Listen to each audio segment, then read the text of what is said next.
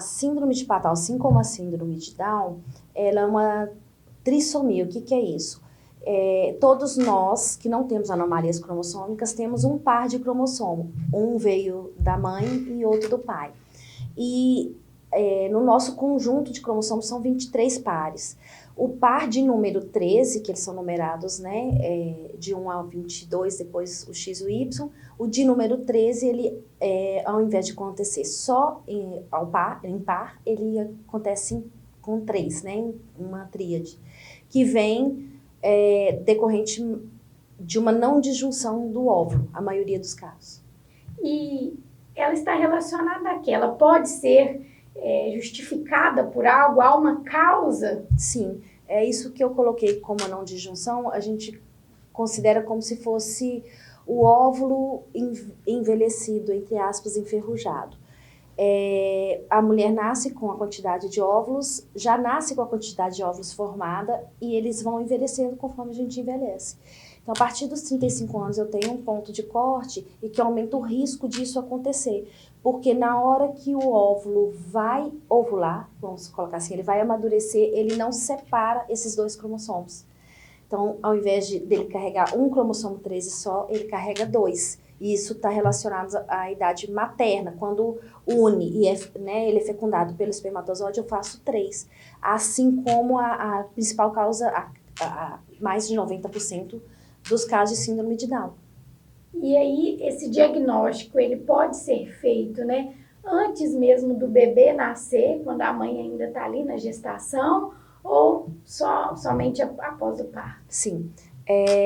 Antes de nascer, é importante, uma das coisas que são feitas no pré-natal, né? É importante fazer todos aqueles procedimentos de rotina, porque ali a gente tem pistas que podem nos indicar.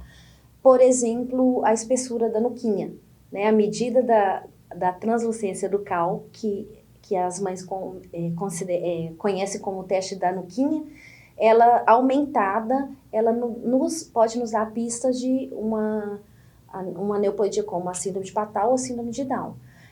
Um exame morfológico, né, que a mãe faz para ver o bebê, né, os dedinhos, o coraçãozinho, ele também pode nos dar pistas, como, por exemplo, um dedinho a mais, que pode acontecer na síndrome de Patau, uma anomalia cardíaca, uma anomalia de sistema nervoso, né, da formação do cérebro, vamos colocar assim, do cérebro, e outras anomalias que podem acontecer. A gente pode ver no morfológico.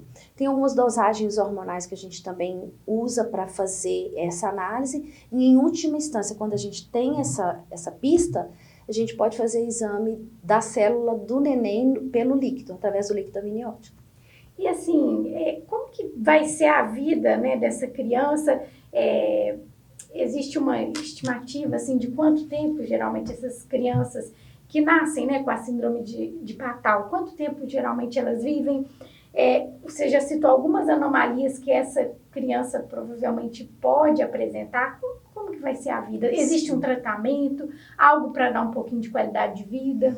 Sim, essa síndrome, a questão que causa mais alteração né, com relação à sobrevida é por conta das múltiplas anomalias. No conjunto, eu tendo várias anomalias, eu posso ter um dano maior ou menor.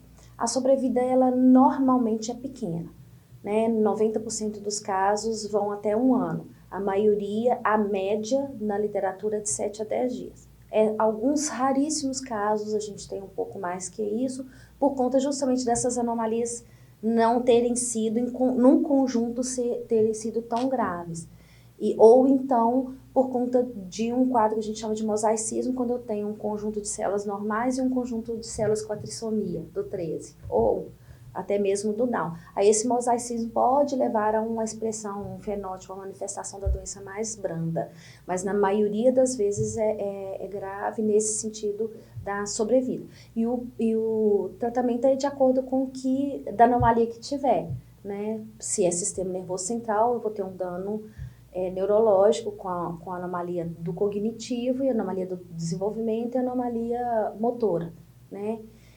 Se é cardíaco, aí depende da gravidade da anomalia que a criança nascer. mas eu posso ter, além de sistema nervoso central, uns defeitos de linha média que vão ser caracterizados por malformações, né, nos órgãos, por exemplo, dos olhos, diminuição do tamanho dos olhos, até formação de probóscide ou uma ciclopia, um olho só, né, porque é um defeito na linha média, ter fendas labiopalatinas, né, nessa região da linha média, e anomalias em outros órgãos, como pulmão, rins, a parte geniturinária, na parte feminina, por exemplo, o útero bicorno, na formação do corpo né, externo, né, eu posso ter dedinho a mais, polidactilia, tá?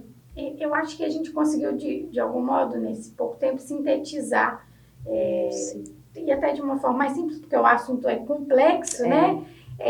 Falando um pouco da síndrome de Patau. O espaço está aberto, caso você queira complementar, trazer alguma informação, deixar alguma mensagem que você acha importante, seja ressaltando aí o papel mesmo importante, igual você falou aí, do acompanhamento mesmo gestacional, né? É muito importante. Então é isso, o espaço está aberto. Obrigada.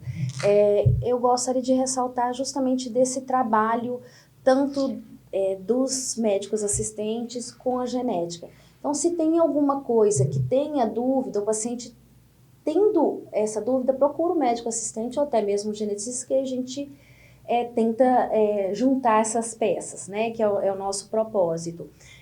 Por que eu digo isso? Porque coisas que às vezes passam despercebidas, a gente não tinha um diagnóstico de autismo antigamente, né? Hoje a gente tem muito autista, mas são às vezes sinais e sintomas que uma mãe percebe, né? Uma gestante percebe, e a gente juntando essas pecinhas, a gente consegue trabalhar com a genética. E a genética trabalha tanto na qualidade de vida, a gente tem muitos tratamentos que a gente já tem, tanto que já estão na prática, quanto estão sendo desenvolvidos para as doenças genéticas, e a genética tem para colaborar com todas as outras áreas.